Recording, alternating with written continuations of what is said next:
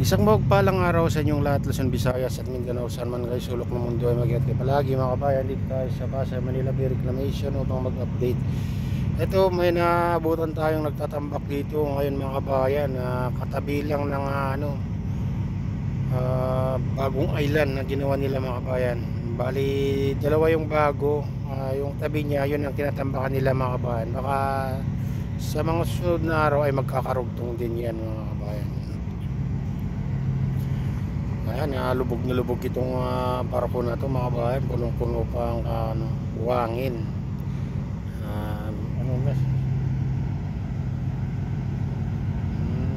10:30 na nagtambak mga kabayan, kaya chinek pa ng Coast Guard kasi kaya na-late siyang mag-umpisa. Ayun, tapos na nga yung isa doon sa gitna mga kabayan, yung pula na barko. Ayun, nakita niyo yun. Yun, yung palis na pula. Tapos na kanina kasi yun, kaso lang sa gitna naman nagtambak mga kabayan. Kaya ito ay dito sa tapat ng mismo.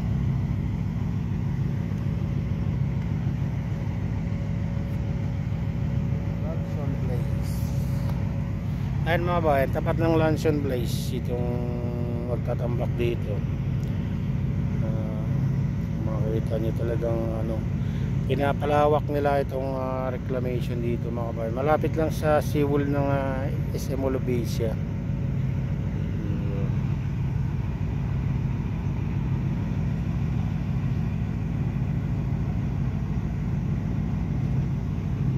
Ayan, grabe na yung lawak at yung natambakan nila mga kabayan simula nung pinayagan silang magtambak muli. Ayan, kung makita nyo na talagang napakalawak yung nasa likod niya. Ayan yung island na yan mga kabayan, yung yun ang pinagpatuloy nila nung pinayagan silang magtambak dito. Ayan, ito naman yung mga bagong island dito mga kabayan, kung makita nyo yan. Ayan, yung agabundok na yan, hindi pa masyadong malawak yan mga kabayan, pero mayroon na naman bago dito na maliit. Ayan, yung bago, yung maliit. Ayan, at nagtatambak naman dito sa tabi niyan mga kabayan.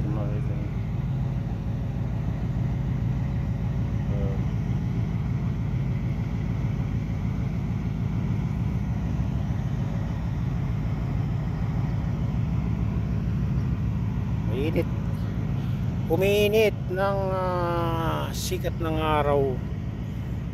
10:30 na kasi, 10:35 o 10:35 na ng oras mga kabayan. Late na sila na dumating, late na magtambak.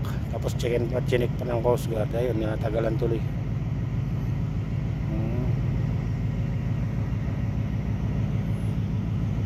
Ewan ko lang mamayang hapon kung mayroon pa rin magtatambak. Hala ko umaga lang sila nagtatambak, pero hindi pala mga kabayan, kahit tanghali, hapon nagtatambak dito.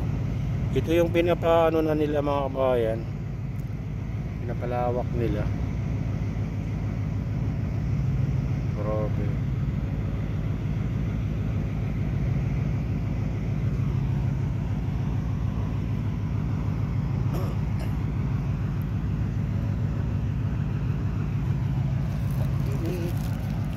Mainit na yung sikat ng araw.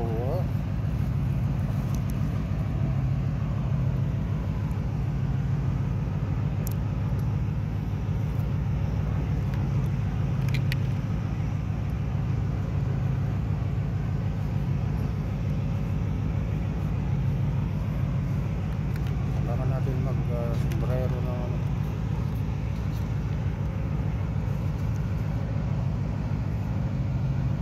hindi tayo naka-live ngayon mga kabayan dahil naubusan tayo ng load, kaya lang.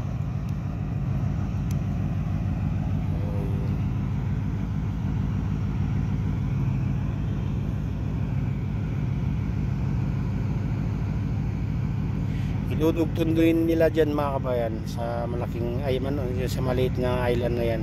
Sigurado yan, magkakarugtong din yan.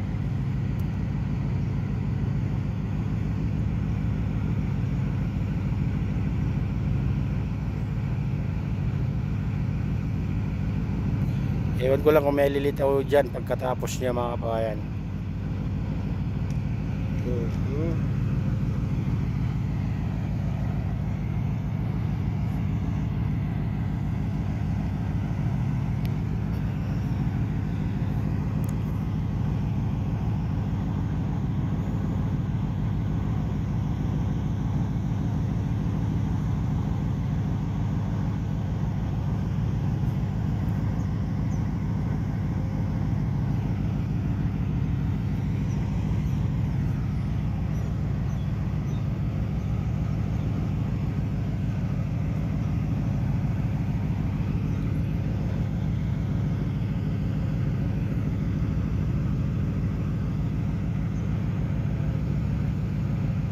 Ito na yung ano mga kabayan, pinakamalapit na island sa tapat ng Molobasia.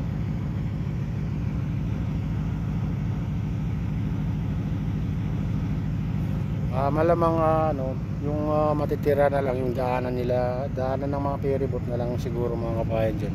Kasi malalim naman dyan banda.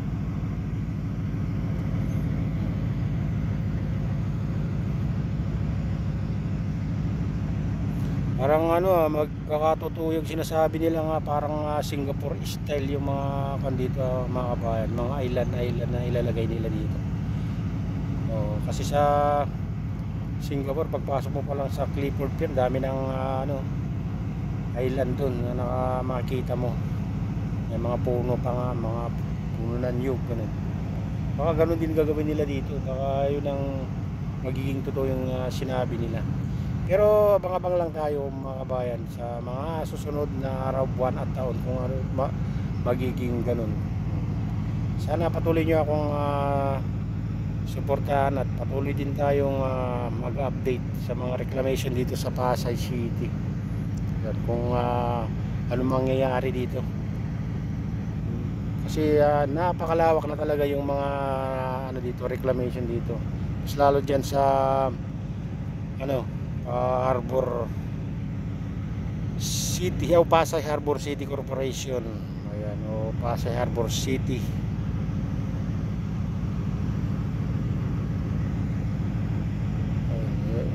Ayan kasi yung pinakamalawak yun mga kabayan, no? Hindi mo na makita dun sa ano, makikita mo lang crane dyan sa mga pier dun sa nabutas na mga kabayan. Ganyan, nakataas itong buhangin na nakatambak dito. Ayan, yung makita nyo yan na ano doon, pumuputi na yun mga kabayan, puro buhangin. Diyan naman banda mga kabayan, doon yung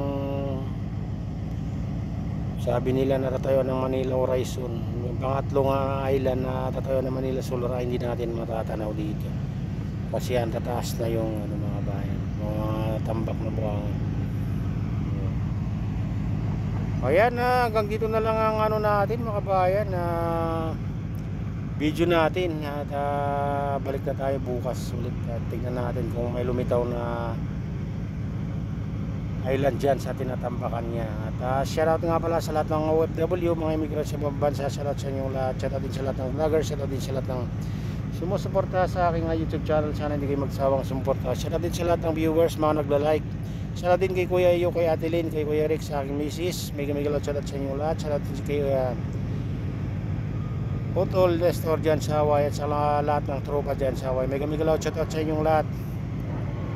At shoutout din kay Mamaan, kay Idol Pablito, kay Mr. Pepito, kay Minicraft Lady, kay Princess Priya, kay Sherbal Ayala at kay Idol Maki TV. Ayan, kay Nathan's Vlog. Ayan, sabay tayo TV. Shoutout sa inyong lahat. Ayan.